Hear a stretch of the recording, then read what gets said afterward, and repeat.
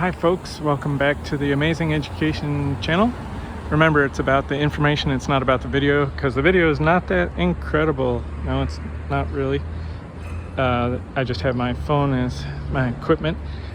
And so today, the big question is, are the wealthy just playing with us?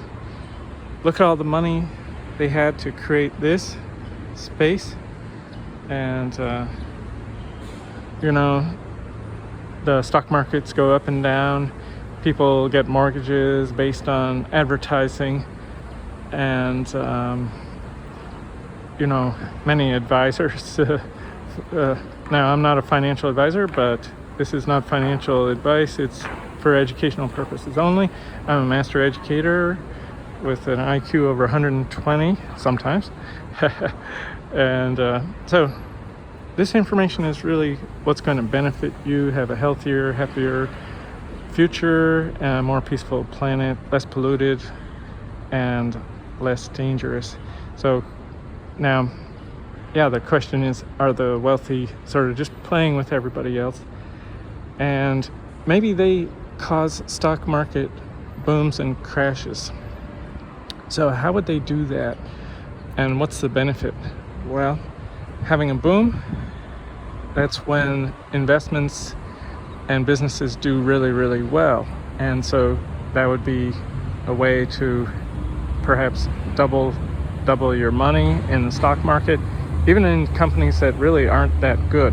And you can check into Trevor Milton, check out Lordstown Motors, maybe even Workhorse, and many companies, Canoe, and you just take a look and you can see that there are wealthy people that basically start companies. They fake orders, they fake the technology, they falsify their expertise, and many things to get hundreds of millions of dollars out of people. And then sometimes they escape. They might get sued, but they might not lose everything. And if they've already spent the money, well, they got their free ride and money's gone, and often they even avoid jail time. And they might have some kind of judgment against them, but they're never able to pay. And if they have wealthy friends, they may even enjoy life. And they also may start their scheming ways over again, and even possibly start a legitimate company based on the experience that they gained when they were scammers. And they may do some low-level legitimate activity, which to the average person makes them wealthy. And when I say low-level, like being a CEO of a small company, or owning, even if they're banned from being an officer of a company, they can still own it, they can still direct it, they have the knowledge, and they may have the hidden money that they basically defrauded others to get many millions of dollars. So, and but back to the stock market, you can see that it's possible that wealthy people could pour a lot of money in and then have keep an eye on the stock markets. And I'm talking about the United States, but it could be anywhere in the world.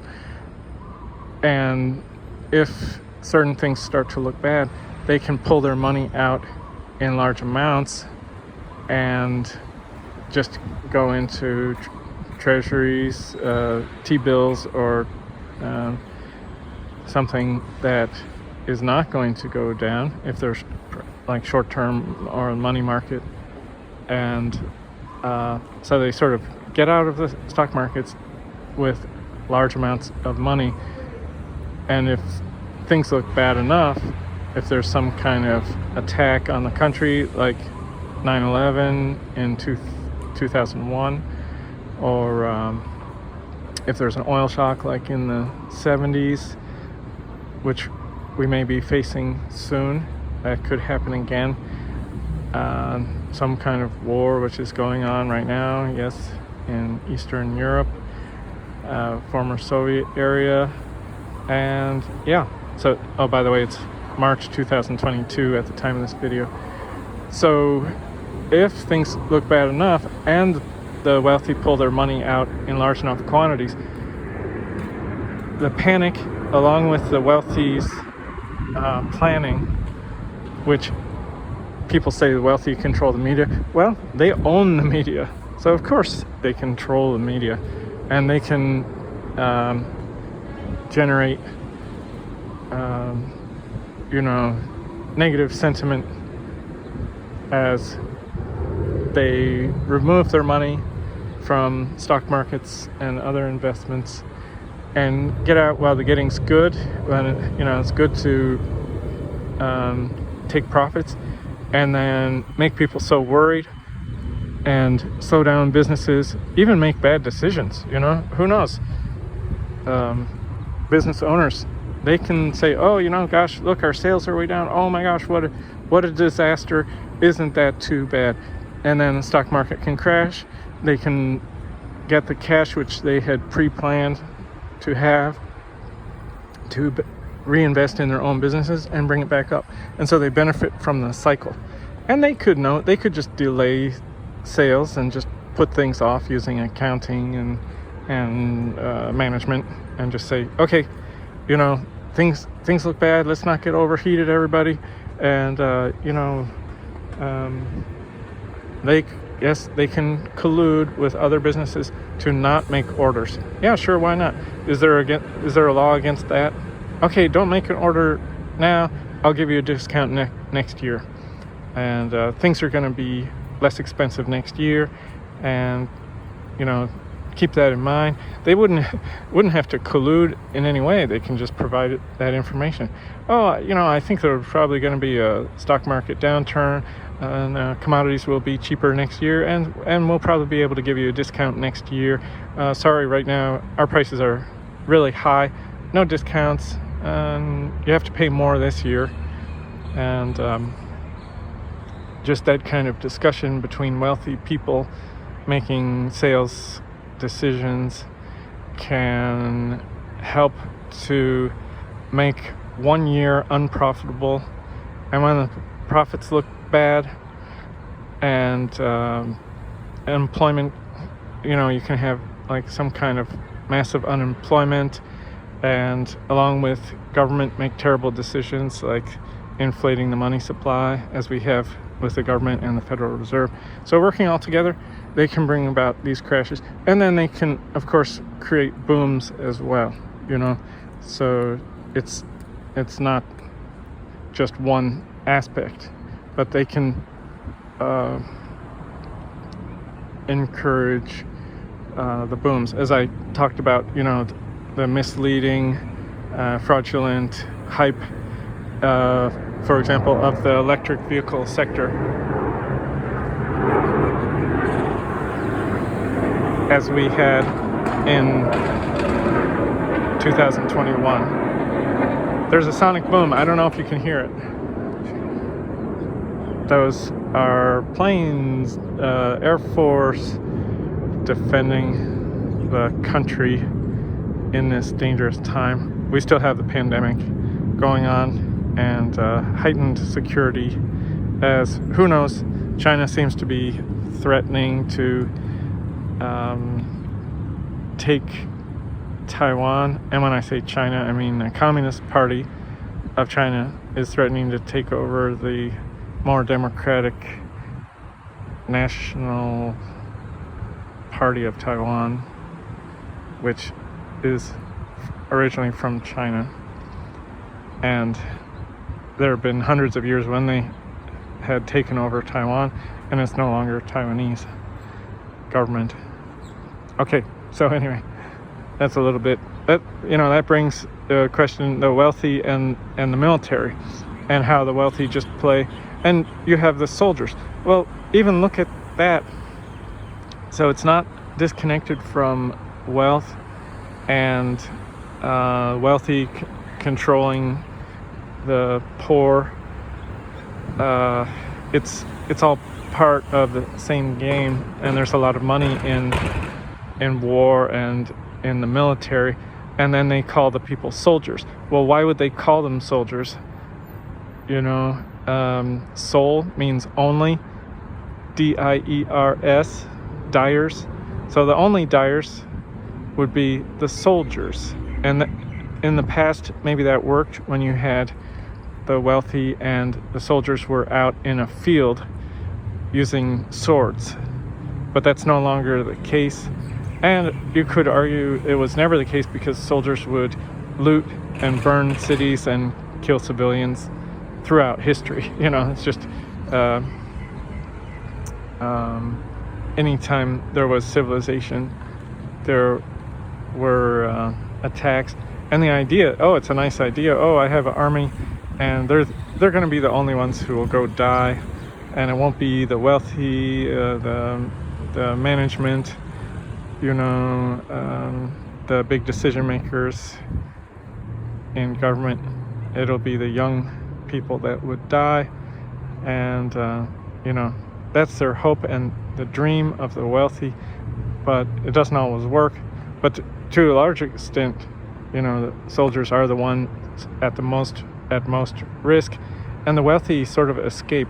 They'll move from country to country, escaping the war and selling their munitions and armaments and tanks and everything. And they might, in the past, might have had an incentive to promote war, a financial incentive.